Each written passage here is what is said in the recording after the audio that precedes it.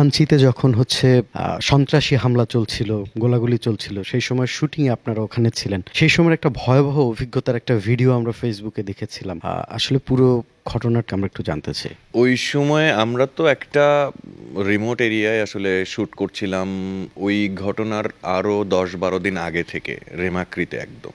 তো রেমাক্রিতে কোনো ঝামেলা হয়নি, আমরা খুব সুন্দর করে শ্যুট করছিলাম।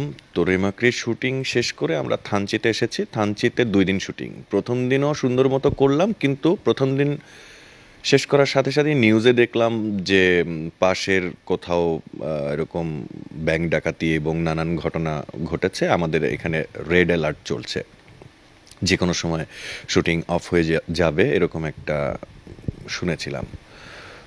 তো তারপরেও আমাদের আর অল্প একটু বাকি, জাস্ট যে অল্প একটু শ্যুট করে আমরা এখান থেকে আসলে চলে যাব বান্দরবান সিটিতে।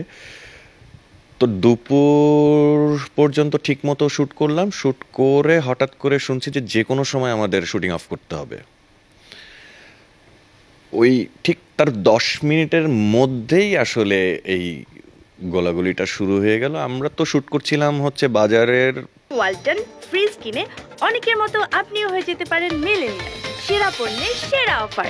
পাশেই যে ঘাট, যে সাঙ্গু নদীর যে ঘাটটা, সেখানে। আর আমরা যেখানে রিসোর্টটা ছিল সেটা হচ্ছে বাজারটা ক্রস করে একটা পাহাড়ের ওপরে। তো হুট করে দেখলাম যে ওই বাজারের রাস্তা দিয়ে মানে ওইখানে মানুষজনের দৌড়াদৌড়ি এবং নানান গোলাগুলির সাউন্ড। তারপরে মানুষজন, আমরা তো এলাকায় নতুন, তা আমরা তো বুঝতে পারছিলাম না যে কোন দিকে যাব, বাজারের দিকে যাব নাকি এদিকে যাব নাকি রিসোর্টের দিকে যাব না কি করব। তারপরে হুট করে শুনলাম যে আমাদেরকে বলছে আপনারা পাহাড়ে উঠে যান। তো আমরা সাঙ্গু নদী পার হয়ে পাহাড়ে উঠে যাই। সেটা খুবই কষ্টকর ছিল পাহাড়ে ওঠা।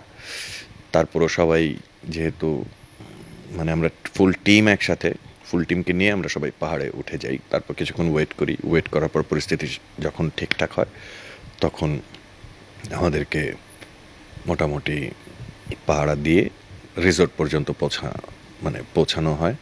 তারপর সেখান থেকে আমরা আসলে চলে যাই বান্দরবান এবং ঢাকায় চলে আসি। এই ছিল ঘটনা। ওখানের আসলে পরবর্তীতে আপনাদেরকে সাপোর্ট দিয়েছিল কারা সবচেয়ে বেশি? আমাদের দেশের আইনের যারা ছিলেন, প্রশাসনিক যারা ছিলেন, তারা সবাই খুবই হেল্পফুল ছিল এবং কোনো ধরনের ঝামেলা যেন না হয় সব দিক মাথায় রেখেই আসলে করা হয়েছিল।